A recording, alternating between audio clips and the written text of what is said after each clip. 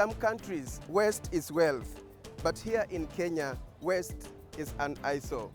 In the West, solid waste management sector is a clean sector. It generates jobs, it generates wealth, and there is a trickle-down effect to the taxpayer. We have let the politics of development overtake issues of planning. It's like management by crisis. Once we make a lot of noise, that's when they come out with their trucks, collect garbages, and then it starts again. What does the future portend? And is a long-term solution in sight? The system we are going to put in place come this year is going to be more integrated, where enforcement is going to be the key. What we need is a change of mentality and attitudes.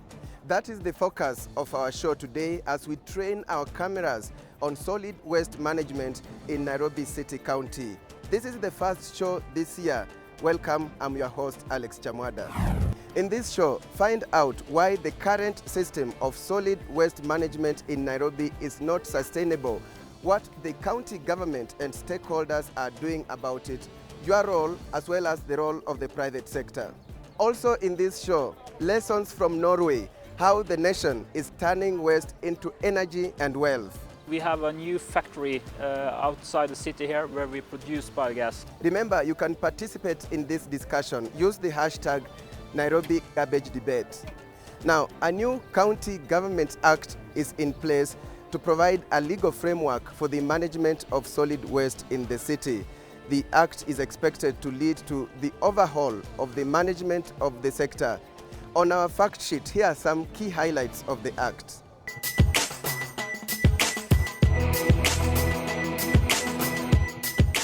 The new Act on Solid Waste Management in the Nairobi City County was enacted by the County Assembly of Nairobi.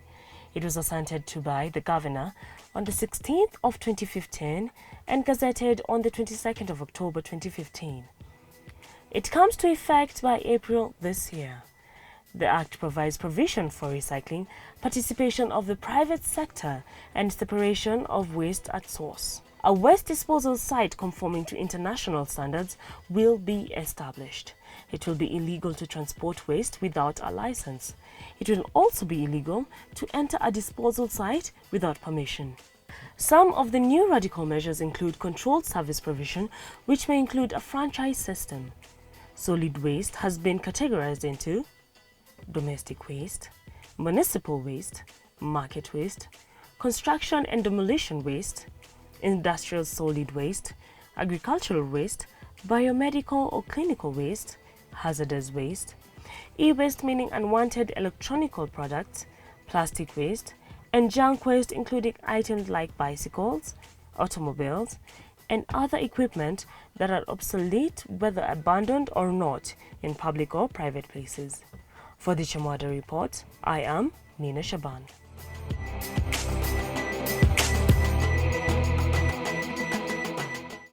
The holiday mood for Nairobi residents seemed to have been spoiled at one point. Why? They were outraged at the heaps and heaps of garbage all over the city. Following the outrage, the relevant department, the relevant officials swung into action. We sought to find out what the real problem was and whether it has now been solved. The root cause of all this garbage problem is a result of incompetence by the Nairobi County government.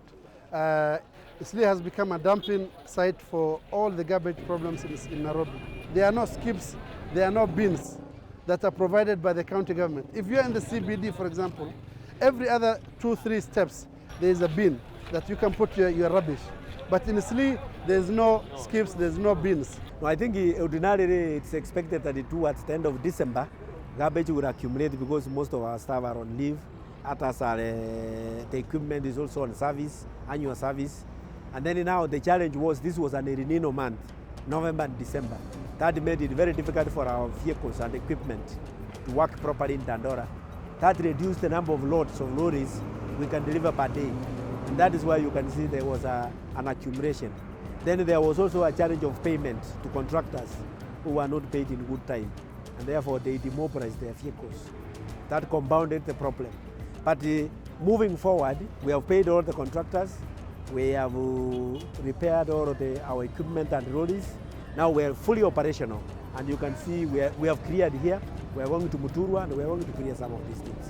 Kiangazia mfanyi biashara, utapata kwa kibanda ya mfanyi biashara iko safi, lakini pahali analeta takataka ndio ichukuliwe na county government, ndio hapajakuwa pasafi.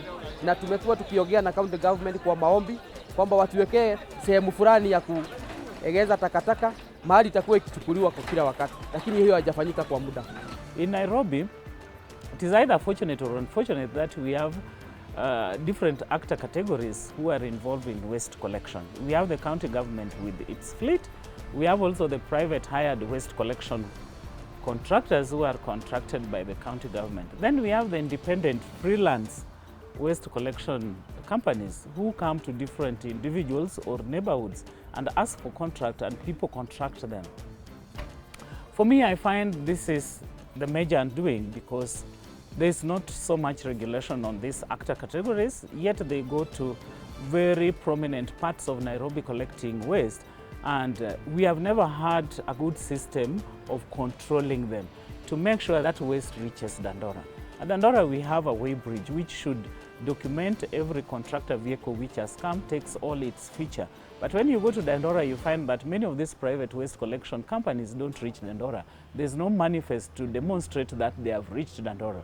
So the question you'll ask, where do these people take this waste? If you go to Dandora, for example, Alex, you will see that the Dandora dam site is almost empty. That's because there are dam sites all over Nairobi. For example, this one here in Isli. Kidero, the other day when we made a lot of noise on social media, he said that garbage problem is as a result of contractor sabotage. But that's not our problem. We pay him, the buck stops with him. We are giving hope to Nairobians that in 2016, for sure, they are going to see a change as far as waste management is concerned. The biggest challenge we have at the moment is that we remove, like now you can see this is Karioko, it's cleared. If you come here tomorrow by 2 p.m., again you will find another accumulation of illegal dumped waste. That's a major challenge that we are trying to address it.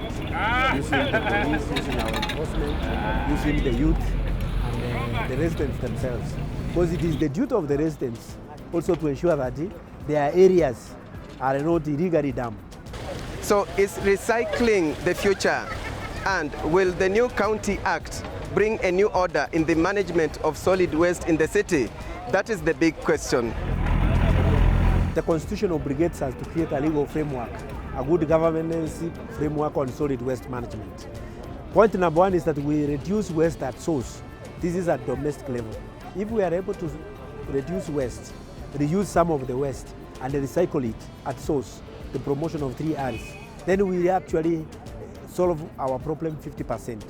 The problem is when we mix up all the waste, whether it is plastic, paper, bottles, and organic waste into one bag.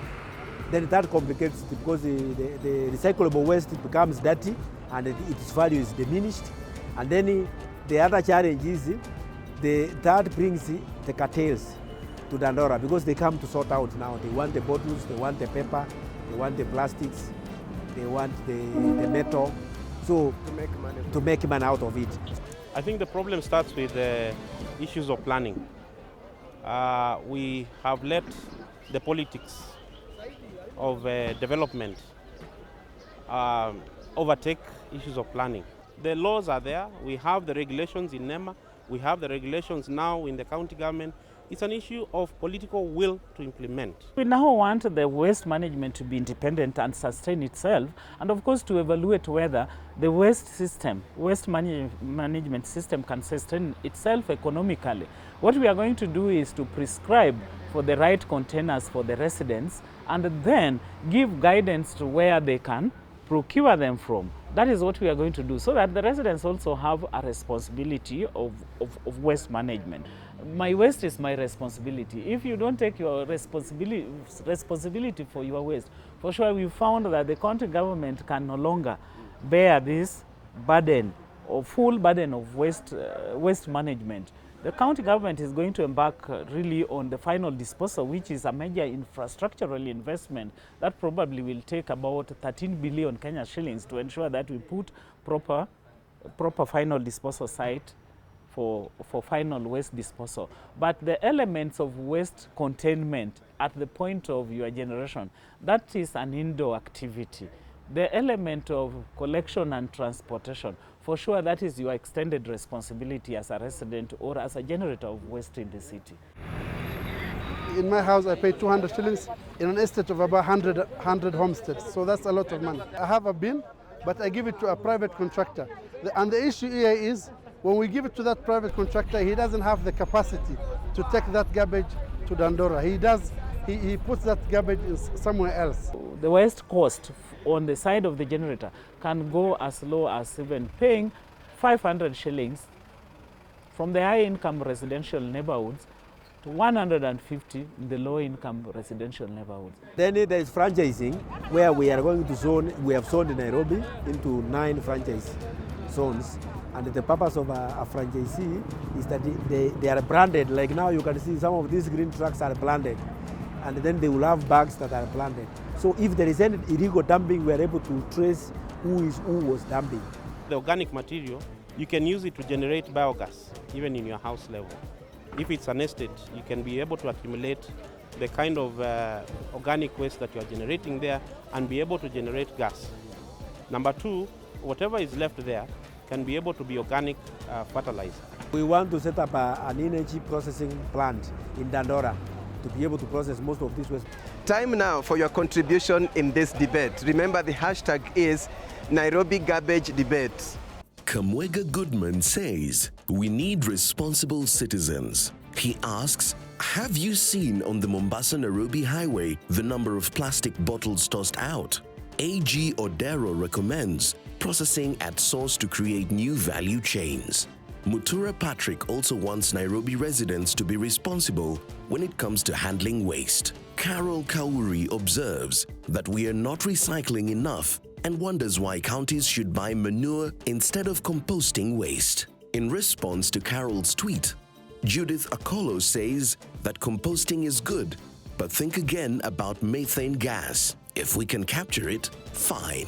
Retired Captain Mwacharo argues that the city-county does not have enough cash to fund solid waste services because 40% of its revenue goes into paying debts. Jackson Wambugu recommends the 3 R's: reduce, reuse, and recycle. Irene says it's a shame for Nairobi County to host the United Nations Environment Program, yet garbage is the big elephant in the room. Cyrus Moniki looks back and opines that we need one person with the mind of Michuki and the late Carissa Elias Hurricane. Anthony Nderitu says the Nairobi garbage debate is a national environment issue. Husika Kenya adds that behavior and attitude change will play a big role. Eric Mukhovi says all this garbage mess will end if you and I become responsible.